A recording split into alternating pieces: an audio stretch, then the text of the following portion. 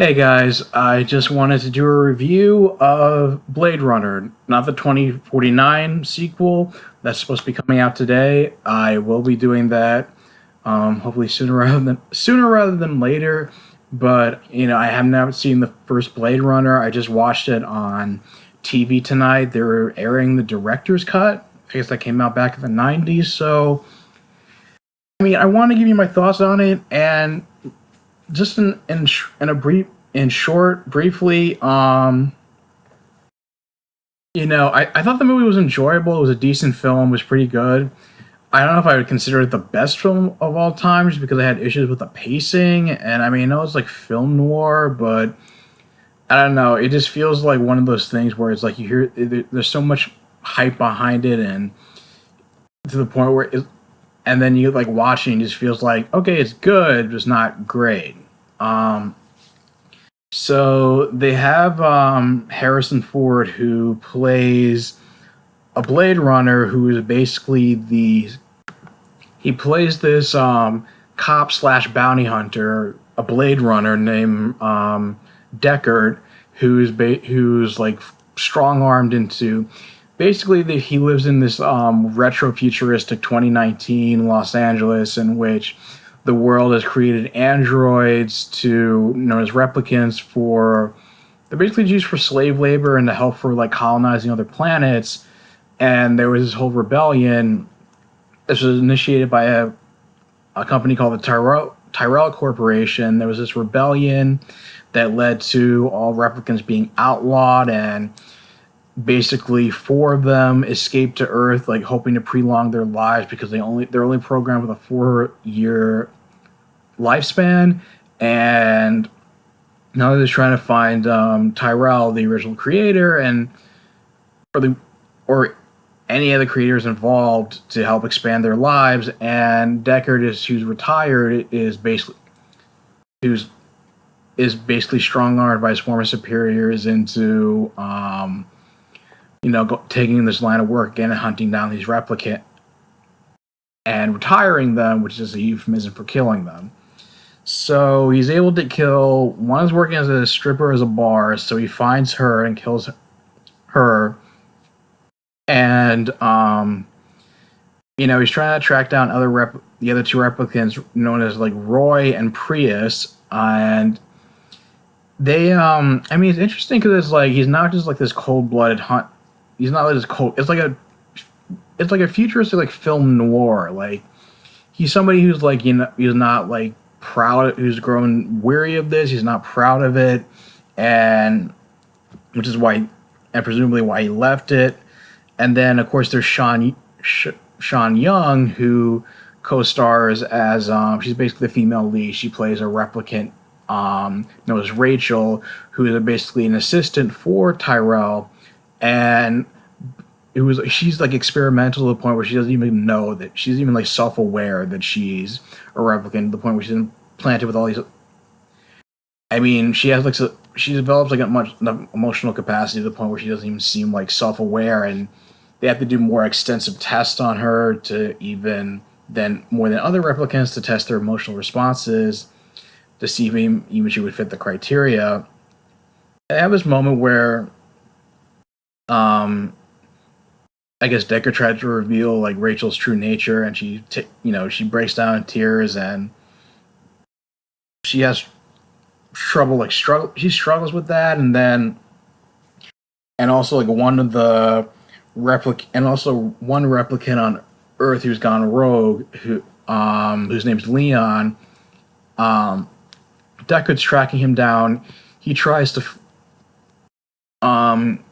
he gets overpowered by Leon, and then Rachel, who happened to be who he called earlier and showed up at the scene, shoots Leon in the head to save his life. And even though Deckard is told that she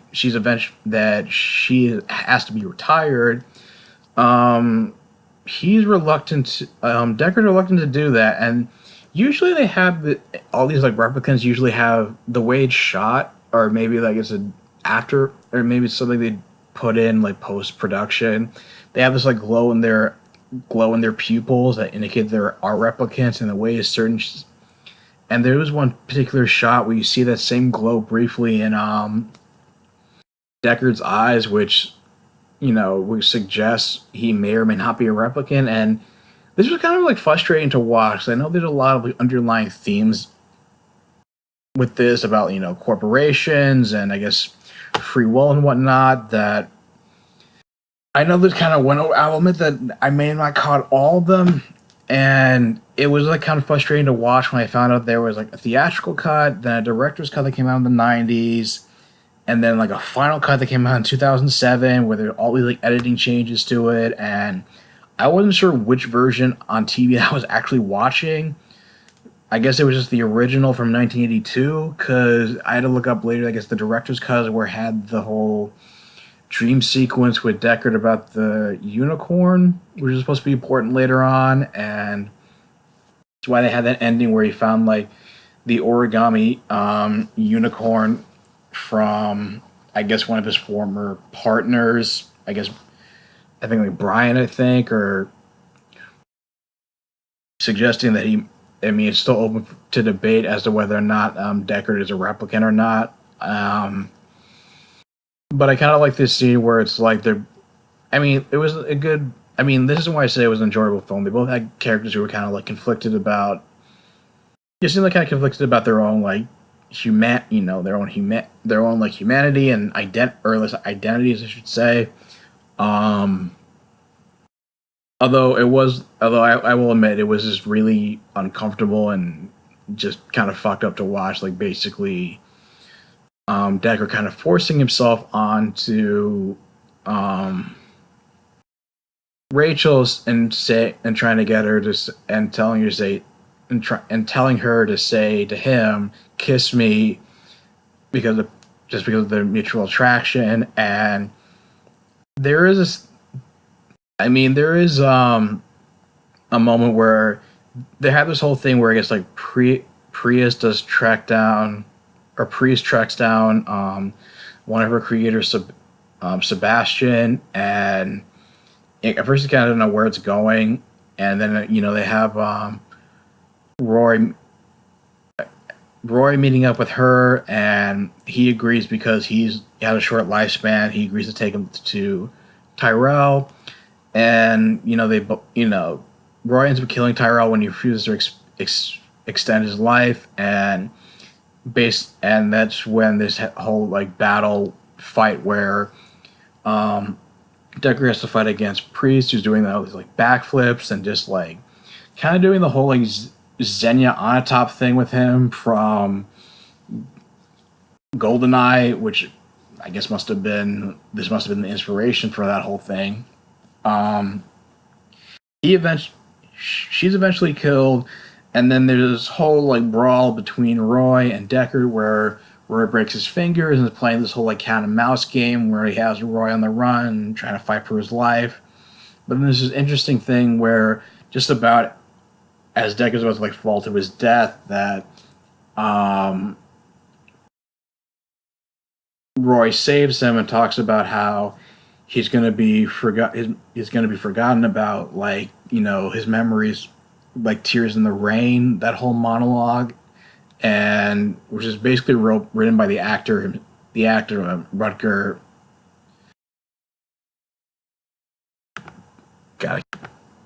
I guess Rutger Hauer.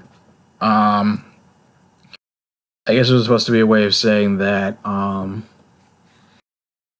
that Deckard was going to be remember Roy for the rest of his life, and then he goes back to his his apartment and finds Rachel still there, still alive, still functioning, and they're basically about to leave. I guess hopefully just so Brian and those guys won't find them, and he finds an origami left by Gaff. I think Gaff is the one who told the person who recruited him on Brian's behalf, leaves the origami of a unicorn, and leaves him ambiguous as to whether or not I guess it's supposed to be an indication as to whether or not Deckard's a replicant. But